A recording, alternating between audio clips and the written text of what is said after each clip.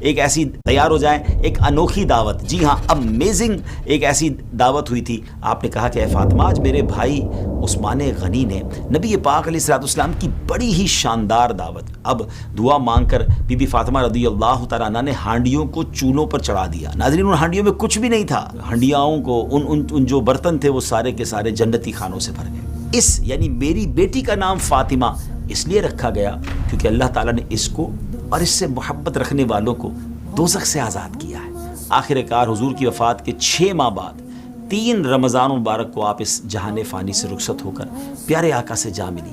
بسم اللہ الرحمن الرحیم، السلام علیکم ورحمۃ اللہ وبرکاتہ۔ ناظرین، ہماری ویب سیریز عظمت و شان اہل بیت رسول میں آپ سب کو ایک بار پھر مرحبا کہتے ہیں۔ ہر ایپیسوڈ کی طرح اس بار بھی ہم انشاءاللہ ایک عظیم ہستی کے بارے میں تو جانیں گے، مگر اس سے پہلے ایک شاندار واقعہ آپ کو سنائیں گے۔ اور آج کا واقعہ تو ایسا کمال کا ہے جس میں حضرت عثمان غنی رضی اللہ تعالیٰ عنہ کا نبی پاک سے پیار بھی معلوم ہوگا، اور پھر شان مولا علی اور شان بی بی فاطمہ رضی اللہ تعالیٰ عنہ ایسے امیزنگ انداز میں ہمارے سامنے آئے گی کہ آپ کا ایمان تازہ ہو جائے گا۔ تیار ہو جائیں، ایک انوکھی دعوت، جی ہاں امیزنگ ایک ایسی دعوت ہوئی تھی جس کا آج میں نے آپ کے سامنے ذکر کرنا ہے۔ حضرت عثمان غنی رضی اللہ تعالیٰ عنہ نے نبی پاک علیہ الصلوۃ والسلام کو اپنے گھر دعوت پر بلایا۔ میرے آقا علیہ الصلوۃ والسلام نے دعوت قبول فرمائی اور سیدنا عثمان غنی رضی اللہ تعالیٰ عنہ کے گھر کی طرف روانہ ہوئے۔ مگر کمال کی بات یہ تھی کہ جب حضرت عثمان غنی کے گھر کی طرف نبی پاک تشریف لے جا رہے تھے تو حضرت عثمان غنی نبی پاک کے پیچھے چلتے ہوئے آپ کے سٹیپس کاؤنٹ کرنے لگے، آپ کے قدم گننے لگے۔ تو نبی پاک علیہ الصلوۃ والسلام نے کچھ اس طرح ارشاد فرمایا کہ عثمان کیا کر رہے ہو؟ تو آپ نے عرض کیا یا رسول اللہ، میرے ماں باپ آپ پر قربان، میری یہ خواہش ہے کہ چونکہ آپ نے مجھ پر کرم فرمایا ہے، مجھے اعزاز بخشا ہے، میرے گھر تشریف لا رہے ہیں، تو آپ کے ایک ایک قدم کے عوض میں آپ کی تعظیم و تکریم کے لیے ایک ایک غلام آزاد کروں۔ چنانچہ ایسا ہی ہوا کہ نبی پاک علیہ الصلوۃ والسلام جتنے قدم چل کر حضرت عثمان غنی کے گھر پر تشریف فرما ہوئے، اتنی تعداد میں غلاموں کو خرید کر آزاد کر دیا گیا۔ آپ بڑے مالدار تھے، ظاہر اس پہ بہت بڑی رقم خرچ ہوئی، مگر آپ نے ایسا کیا۔ اس کے بعد بہترین کھانے بھی تھے۔ اچھا، ہمارے یہاں کیا ہوتا ہے ناظرین کہ ہم کسی دعوت سے ہو کر آئیں تو نارملی لوگ اس دعوت کی بات کرتے ہیں اور اس دعوت میں کیسا کھانا تھا اور کیا انتظام تھا۔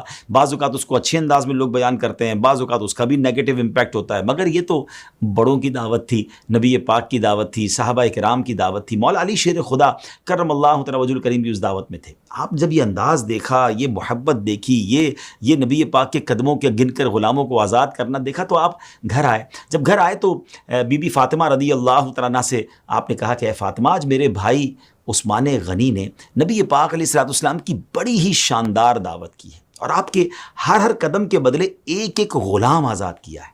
میری بھی تمنا ہے کہ کاش ہم بھی حضور کی اس طرح کی شاندار دعوت کر سکتے۔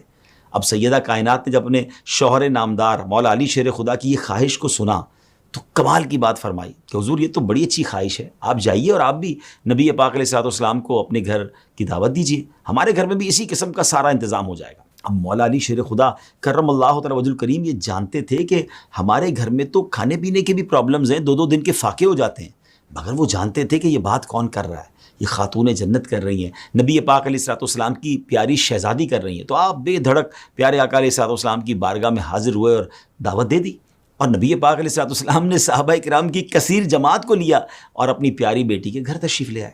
اب دعوت بھی ہو گئی، مہمان بھی آ گئے، مگر گھر میں کھانے کو تو کچھ نہیں تھا۔ خاتون جنت رضی اللہ تعالیٰ عنہ کا رب تعالیٰ سے اب تعلق دیکھیں۔ آقا کی شہزادی نے کیا کیا کہ آپ تنہائی میں تشریف لے گئیں اور اللہ کی بارگاہ میں سجدے میں گر گئیں اور رب تعالیٰ سے عرض گزار ہوئی، اے اللہ، تیری بندی فاطمہ نے تیرے محبوب اور اصحاب محبوب کی دعوت کی ہے، تیری بندی کا تجھی پر بھروسہ ہے، اے میرے رب تو آج میری لاج رکھ لے اور اس دعوت کے کھانوں کا تو غیب سے انتظام فرما دے۔ اب دعا مانگ کر بی بی فاطمہ رضی اللہ تعالیٰ عنہ نے ہانڈیوں کو چولہوں پر چڑھا دیا۔ ناظرین، ان ہانڈیوں میں کچھ بھی نہیں تھا، مگر اللہ اکبر، اللہ کریم کی رحمت دیکھیں، وہ دعا کا اثر دیکھیں کہ ان ہنڈیاؤں کو ان جو برتن تھے وہ سارے کے سارے جنتی خانوں سے بھر گئے۔ کھانا صحابہ کرام کے سامنے پیش کیا گیا، جیسے جیسے کھانا تناول کیا جاتا گیا، نبی پاک نے بھی تناول فرمایا تو صحابہ کرام حیران تھے، بڑی امیزنگ خوشبو تھی، بڑا شاندار اس کا جناب لذت تھی۔ تو نبی پاک علیہ الصلوۃ والسلام نے جب صحابہ کرام کی حیرانگی دیکھی تو آقا علیہ الصلوۃ والسلام نے فرمایا، تم جانتے ہو کہ یہ کھانا کہاں سے آیا ہے؟ صحابہ کرام نے عرض کیا، یا رسول اللہ صلی اللہ علیہ وسلم، ہم تو نہیں جانتے۔ تو نبی پاک نے فرمایا کہ یہ کھانا اللہ پاک نے ہم لوگوں کے لیے جنت سے بھیجا ہے۔ اب آپ دیکھیں کہ حضرت عثمان غنی کے دسترخوان پر یقین بہترین کھانے ہوں گے، مگر مولا علی کے دسترخوان پر، بی بی فاطمہ کے دسترخوان پر جنتی کھانے ہیں۔ اچھا، اب ایک دعوت کا حصہ تو کمپلیٹ ہو گیا کہ کھانوں کا تو شاندار انتظام ہو گیا۔ اب حضرت عثمان غنی نے نبی پاک علیہ الصلوۃ والسلام کی محبت میں جو ایک اور کام کیا تھا کہ ہر قدم کے بدلے ایک غلام کو آزاد کیا تھا۔ تو اب آپ رضی اللہ تعالیٰ عنہ بی بی فاطمہ ایک بار پھر تنہائی میں جا کر اللہ پاک کی بارگاہ میں سجدے میں گئیں اور عرض کرتی ہیں، یا اللہ، حضرت عثمان نے تیرے محبوب کے ایک ایک قدم کے عوض ایک ایک غلام آزاد کیا تھا، لیکن تیری بندی فاطمہ کی تو اتنی استطاعت نہیں ہے۔ اے خداوند عالم، جہاں تو نے میری خاطر جنت سے کھانے بھیج دیے، میری لاج رکھ لی، وہاں تو میری خاطر اپنے محبوب کے ان قدموں کے برابر جتنے قدم وہ چل کر میرے گھر تشریف لائے ہیں، اپنے محبوب کی امت کے گناہ گار بندوں کو جہنم سے آزاد فرما دے۔ ناظرین، اللہ اکبر، آپ رضی اللہ تعالیٰ عنہ جیسے اس دعا سے فارغ ہوئیں، ایک دم حضرت جبریل امین علیہ الصلوۃ والسلام یہ بشارت لے کر نبی پاک علیہ الصلوۃ والسلام کی بارگاہ میں حاضر ہو گئے اور عرض کی، یا رسول اللہ، حضرت فاطمہ کی دعا بارگاہ الہی میں مقبول ہو گئی ہے۔ اللہ کریم نے فرمایا کہ ہم نے آپ کے ہر قدم کے بدلے میں ایک ایک ہزار گناہ گاروں کو جہنم سے آزاد کر دیا ہے۔ ناظرین، اس دعوت میں تو ہمارا کام بھی بن گیا نا، ہیں کہ ذرا سوچیں نا کہ پہلے تو یہاں یہ پتہ چل رہا ہے کہ خاندان نبوت کی سرکار علیہ الصلوۃ والسلام سے محبت کا عالم کیا تھا۔ بی بی فاطمہ نے ہم گناہ گاروں کے لیے دعا کی، اور پھر اللہ کی شان دیکھیں، ان کی قبولیت کا مقام دیکھیں کہ ایک نہیں، ہر قدم پر ایک ایک ہزار گناہ گار جہنم سے آزاد کر دیے گئے۔ سبحان اللہ، یہ شان ہے ہمارے پیارے آقا کی پیاری شہزادی، لاڈلی خاتون جنت، سیدۃ النساء العالمین، روح جان مصطفیٰ، سیدہ طیبہ طاہرہ فاطمہ الزہرا رضی اللہ تعالی عنہا کی۔ ناظرین، آپ رضی اللہ تعالی عنہا شہنشاہ کونین حضور نبی کریم علیہ الصلوۃ والسلام کی سب سے چھوٹی مگر سب سے زیادہ پیاری اور لاڈلی شہزادی ہیں۔ آپ کے بے شمار القابات ہیں، جیسے ام السادات، خاتون جنت، مخدومائے کائنات، دختر مصطفیٰ، حضرت سیدہ طیبہ طاہرہ۔ آپ کی کنیت ام ابیہا اور ام الحسنین ہے۔ پیارے آقا علیہ الصلوۃ والسلام نے ارشاد فرمایا، اس یعنی میری بیٹی کا نام فاطمہ اس لیے رکھا گیا کیونکہ اللہ تعالیٰ نے اس کو اور اس سے محبت رکھنے والوں کو دوزخ سے آزاد کیا ہے۔ آپ کی والدہ حضرت خدیجۃ الکبریٰ رضی اللہ تعالیٰ عنہا فرماتی ہیں کہ جب فاطمہ میرے شکم میں آئی تو یہ عمل نہایت ہلکا تھا اور وہ مجھ سے باتیں کیا کرتی تھی۔ جب ولادت کا وقت قریب آیا تو میں نے قریش کی دائیوں کو بلا بھیجا، انہوں نے حضور علیہ الصلوۃ والسلام سے دشمنی کی وجہ سے آنے سے انکار کیا۔ میں اس فکر میں تھی کہ میں نے دیکھا میرے پاس 4 عورتیں آئیں جن کے جمال اور چمک دمک کو الفاظ میں بیان نہیں کیا جا سکتا۔ ان میں سے ایک نے کہا میں تمہاری ماں حوا ہوں، دوسری نے کہا میں آسیہ ہوں، تیسری نے کہا میں موسیٰ کی بہن ام کلثوم ہوں، اور چوتھی نے کہا کہ میں مریم ہوں۔ اللہ نے ہمیں تمہاری خدمت کے لیے بھیجا ہے۔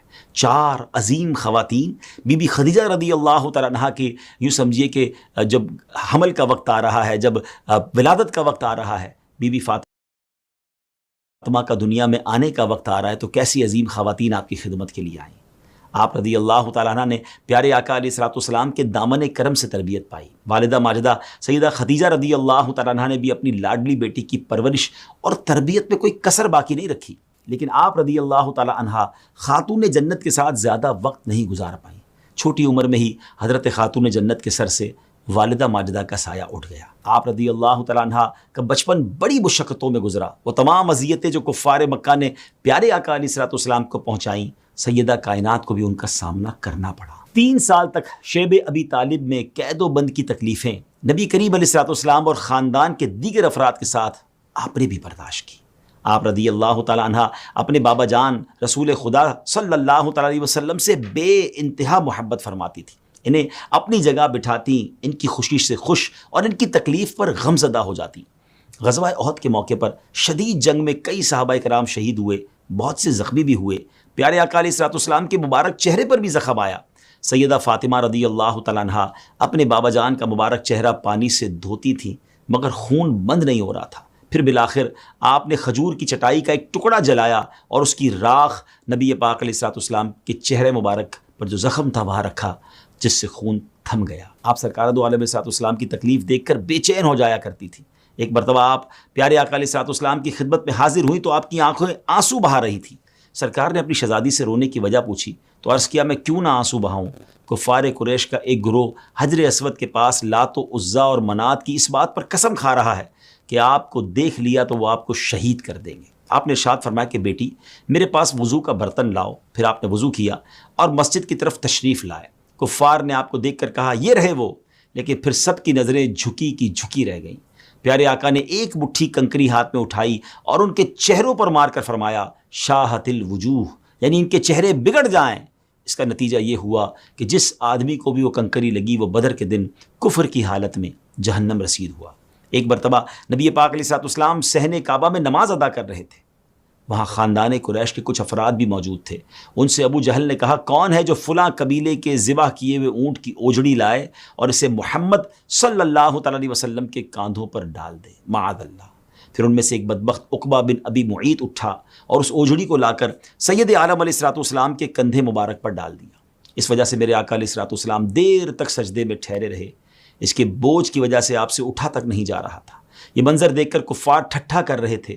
اس دوران کسی نے خبر سیدہ فاطمہ تک پہنچائی تو آپ تشریف لائیں. کفار کو برا بھلا کہا. نبی پاک علیہ الصلوۃ والسلام کے جسم اطہر سے وہ جو چیز تھی اس کو دور فرمائی. اب نبی پاک علیہ الصلوۃ والسلام بھی اپنے لخت جگر سے بہت محبت و شفقت کا معاملہ فرماتے تھے. آپ سیدہ کو اپنی نشست پر بٹھاتے، سفر سے واپسی پر سب سے پہلے بی بی فاطمہ کے ہاں تشریف لاتے. ایک موقع پر آپ نے فرمایا میری بیٹی فاطمہ میرا ٹکڑا ہے، جو چیز اسے بری لگے وہ مجھے بری لگتی ہے اور جو چیز اسے ایذا دے وہ مجھے ایذا دیتی ہے. ناظرین، مکے میں اسلام کے دو سب سے بڑے دشمن تھے، ایک ابو جہل، دوسرے ابو سفیان. ابو جہل نے نبی پاک علیہ الصلوۃ والسلام کے بے شمار معجزات اپنی آنکھوں سے دیکھے، مگر اس کے باوجود اسے ایمان نصیب نہ ہوا. جبکہ حضرت ابو سفیان رضی اللہ تعالیٰ عنہ کو اسلام دشمنی کے باوجود بالآخر ایمان کی توفیق مل گئی اور ساری خطائیں معاف ہو گئیں. کیوں؟ اس کی ایک وجہ علماء کرام نے سیدہ پاک کی برکت لکھی ہے. ہوا یوں کہ ایک مرتبہ ابو جہل نے نبی پاک علیہ الصلوۃ والسلام کو اذیت پہنچانے کے لیے سیدہ فاطمہ کو تھپڑ مار دیا، معاذ اللہ. سیدہ روتی ہوئی اس کی شکایت لے کر پیارے آقا کی خدمت میں گئیں. حضور نے ارشاد فرمایا کہ یہ بات ابو سفیان کو جا کر بتاؤ. پھر سیدہ کائنات ابو سفیان کے پاس تشریف لے گئیں اور انہیں سارا واقعہ سنایا. حضرت ابو سفیان سیدہ کو ابو جہل کے پاس لے گئے اور پھر آپ رضی اللہ تعالیٰ عنہ سے کہا کہ آپ بھی ایسے ہی ابو جہل کو تھپڑ مارے جیسے اس نے آپ کو مارا تھا. یہ سن کر سیدہ نے ابو جہل کو زوردار تھپڑ رسید کیا. پھر واپس جا کر سارا قصہ نبی کریم علیہ الصلوۃ والسلام کی خدمت میں بیان کیا. یہ سن کر نبی پاک نے دعا کے لیے ہاتھ اٹھائے اور رب العالمین کی بارگاہ میں دعا مانگی کہ اے اللہ ابو سفیان کو محروم نہ کرنا. علماء کرام فرماتے ہیں اسی دعائے رسول کی برکت سے حضرت ابو سفیان فتح مکہ کے موقع پر مشرف با اسلام ہوئے، جو حضرت فاطمہ رضی اللہ تعالیٰ عنہ کے ساتھ اس نے سلوک کی وجہ سے آپ کو ملی. ناظرین، آپ رضی اللہ تعالیٰ عنہ کی یہ شان ہے کہ اللہ پاک نے آپ کا نکاح 40,000 فرشتوں کی موجودگی میں جنت میں فرمایا. جبریل امین حضور کے پاس تشریف لائے اور عرض کی کہ حضرت فاطمہ کا عقد نکاح جنت میں 40,000 فرشتوں کی موجودگی میں ہوا. اللہ تعالیٰ نے شجر طوبہ کو وحی کی تو اس نے تمام حاضرین پر در و یاقوت، زیورات اور جوڑے نچھاور کیے. پھر دلکش آنکھوں والی حوریں ان موتیوں اور یاقوتوں سے تھال بھرنے لگیں جنہیں تقریب نکاح میں شرکت کرنے والے فرشتے قیامت تک ایک دوسرے کو بطور تحائف دیں گے. سیدہ کائنات کو 3 ایسی نسبتیں حاصل ہیں ناظرین جو ساری کائنات میں کسی اور کو نصیب نہ ہوئی. ذرا غور سے سنیے گا. ایک یہ کہ آپ حبیب خدا، تمام اولین و آخرین کے سردار اور امام جناب رحمت للعالمین علیہ الصلوۃ والسلام کی نور چشم لاڈلی اور پیاری بیٹی ہیں.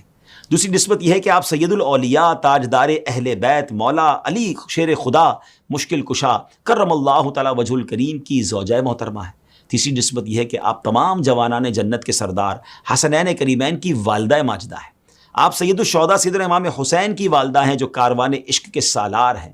اور خود آپ کی شان یہ ہے کہ آپ جنت کی تمام عورتوں اور عالمین کی تمام عورتوں کی سردار ہیں. آئے ہائے کیا گھرانہ ہے اور کیا مقام ہے. کیا بات رضا اس چمنستان کرم کی، زہرا ہے کلی جس میں حسین اور حسن پھول. ناظرین، آپ رضی اللہ تعالیٰ عنہ کا ایک لقب بطول ہے، جس کا مطلب دنیا سے قطع تعلقی کرنا اور دنیاوی الجھنوں سے علیحدگی اختیار کرنا ہے. آپ اپنے بابا جان کے نقش قدم پر عمل پیرا ہو کر صبح و شام، دن رات، ہر گھڑی یاد الہی میں لگی رہتی تھی. گھر کے معاملات ہوں یا بچوں کی نگہداشت، شوہر کی اطاعت ہو یا گھریلو ذمہ داری، ہر آن ہر ساعت ذکر الہی، تلاوت قرآن، تسبیحات و تحلیلات میں گزارتی. آپ کے لخت جگر سیدنا امام حسن رضی اللہ عنہ فرماتے ہیں میں نے اپنی والدہ ماجدہ کو دیکھا کہ آپ بسا اوقات گھر کی مسجد کے محراب میں رات بھر نماز میں مشغول رہتی، یہاں تک کہ صبح طلوع ہو جاتی. آپ رضی اللہ تعالیٰ عنہ کے ذوق عبادت کا اس واقعے سے اندازہ لگائیں کہ آپ کی جب رخصتی ہوئی اور آپ مولا علی رضی اللہ تعالیٰ کے گھر تشریف لے گئیں تو اس رات جب اندھیرا چھا گیا تو آپ رونے لگیں۔ مولا علی نے پوچھا، اے تمام عورتوں کی سردار، کیا آپ خوش نہیں کہ میں آپ کا شوہر ہوں اور آپ میری بیوی ہیں؟ آپ نے فرمایا، میں کیوں کر راضی نہ ہوں گی، آپ تو میری رضا بلکہ اس سے بھی بڑھ کر ہیں۔ میں تو اپنی اس حالت و معاملے کے بارے میں سوچ رہی ہوں کہ جب میری عمر پوری ہو جائے گی اور مجھے قبر میں داخل کر دیا جائے گا، پھر آپ کہتی ہیں آج کی رات ہم اپنے رب کی بارگاہ میں کھڑے ہو کر عبادت کریں گے کہ وہی عبادت کا حقدار ہے۔ اس کے بعد یہ دونوں مقدس ہستیاں، جی ہاں شادی کی پہلی رات ہے، رب تعالیٰ کی عبادت میں مصروف ہو گئے۔ حضرت عائشہ صدیقہ رضی اللہ تعالیٰ عنہا فرماتی ہیں کہ ایک بار حضرت فاطمہ رضی اللہ تعالیٰ عنہا خدمت رسول میں حاضر ہوئیں۔ رسول کریم نے ان سے کان میں کچھ باتیں کی جنہیں سن کر وہ خوب روئیں۔ پھر دوبارہ آپ نے کان میں کچھ باتیں کی، اب کی بار بی بی فاطمہ مسکرانے لگی، ہنسنے لگی۔ آپ رضی اللہ تعالیٰ عنہ فرماتی ہیں کہ میں نے بی بی فاطمہ سے وہ باتیں معلوم کرنا چاہیں جو نبی پاک نے فرمائی تھی۔ بی بی فاطمہ نے جواب دیا کہ میں رسول کریم کا راز فاش نہیں کروں گی۔ پھر پیارے آقا علیہ الصلوۃ والسلام کی دنیا سے پردہ فرمانے کے بعد بی بی عائشہ کہتی ہے میں نے دوبارہ پوچھا تو اب بی بی فاطمہ نے کہا کہ اب بتانے میں کوئی حرج نہیں ہے۔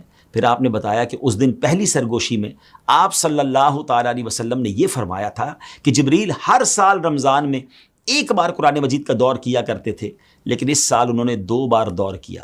اس سے مجھے معلوم ہوتا ہے کہ میرے دنیا سے جانے کا وقت قریب ہے۔ تو اے بیٹی فاطمہ، خدا سے ڈرتی رہنا اور صبر کا دامن تھامے رہنا، تمہارا بزرگ باپ تم سے پہلے جا رہا ہے۔ یہ سن کر میں رونے لگی۔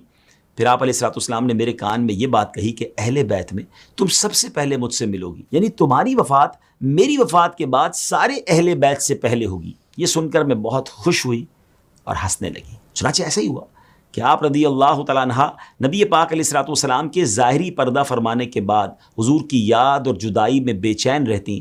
آخر کار حضور کی وفات کے 6 ماہ بعد 3 رمضان مبارک کو آپ اس جہان فانی سے رخصت ہو کر پیارے آقا سے جا ملی۔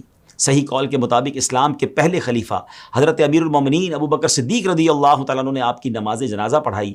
آپ کا مزار مبارک بقیع شریف میں موجود ہے۔ ناظرین، آپ رضی اللہ تعالیٰ عنہ کے تقوی کا یہ عالم تھا کہ مولا مشکل کشا شیر خدا فرماتے ہیں، حضرت فاطمہ الزہرا رضی اللہ تعالیٰ عنہ نے موت کے وقت وصیت فرمائی تھی کہ جب میں دنیا سے رخصت ہو جاؤں تو مجھے رات میں دفن کرنا تاکہ کسی غیر مرد کی نظر میرے جنازے پر نہ پڑے۔ اللہ اکبر۔ آپ رضی اللہ تعالیٰ کی شان میں نبی پاک علیہ الصلوۃ والسلام کا فرمان ہے، جب قیامت کا دن ہوگا تو ایک ندا کرنے والا ندا کرے گا کہ اے اہل مجمع، اپنی نگاہیں جھکا لو تاکہ حضرت فاطمہ بنت محمد مصطفیٰ رضی اللہ تعالی عنہا پل صراط سے گزرے۔